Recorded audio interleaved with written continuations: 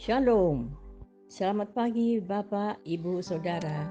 Terima kasih telah bergabung bersama kami dalam renungan harian Jemaat GKJ Bandung. Bersama kita akan mendengarkan firman Tuhan dan merenungkannya. Selamat pagi Bapak Ibu Saudara, Saudari, warga GKJ Bandung, dan para simpatisan yang senantiasa mengikuti renungan harian GKJ Bandung.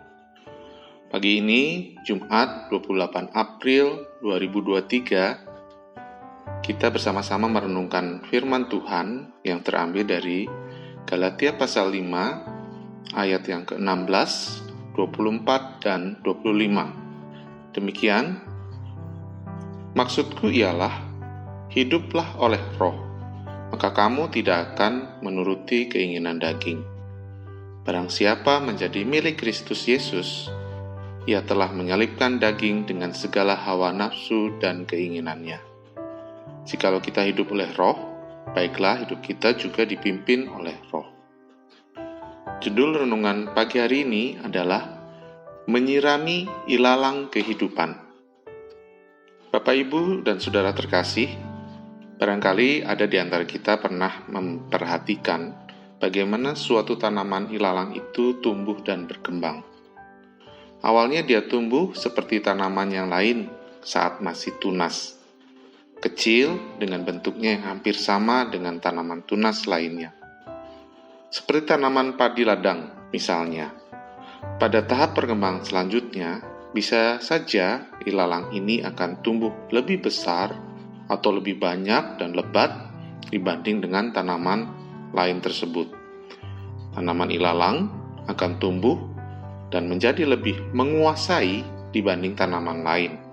Hingga akhirnya tanaman padi yang ditanam misalnya malah pertumbuhannya terbatas dan bisa juga tidak menghasilkan bulir padi.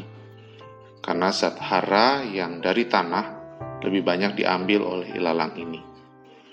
Apalagi jika kita sirami, maka tanaman ilalang akan mengambil air lebih banyak dari tanaman padi tersebut. Ilalang bukanlah suatu yang dengan sengaja kita pelihara. Dia bisa tumbuh dengan sendirinya.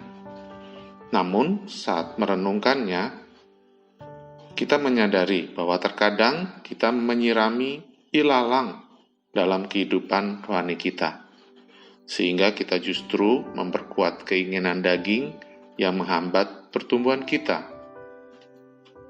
Paulus menuliskan hal itu dalam Galatia 5 ayat yang ke-13 sampai 26. Dengan membandingkan oleh roh dengan hidup yang menuruti daging. Ia berkata bahwa berusaha mengikuti peraturan saja tidak akan membuat kita bebas dari ilalang seperti yang kita dambakan. Sebaliknya, agar tidak menyirami ilalang, ia memerintahkan kita hiduplah oleh roh. Hidup yang melangkah selaras dengan Allah akan membebaskan kita dari dorongan untuk menuruti keinginan daging. Memahami sepenuhnya pengajaran Paulus ini adalah suatu proses seumur hidup. Namun, saya menyukai kesederhanaan petunjuk yang diberikannya.